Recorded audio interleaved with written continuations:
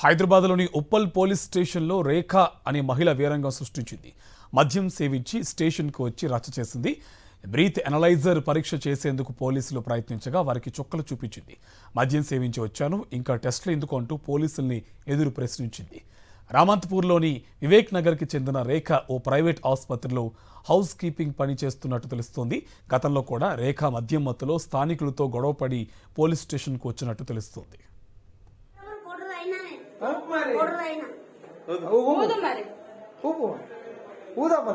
ఇప్పుడు వాళ్ళు మీ పైన అలిగేషన్ చేస్తున్నారు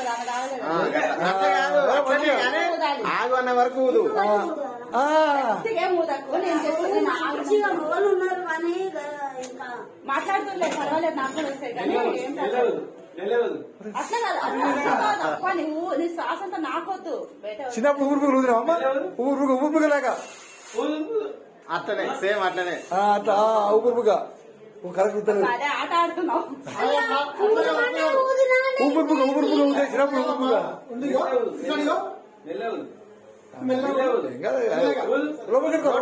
పైపు ఇంకా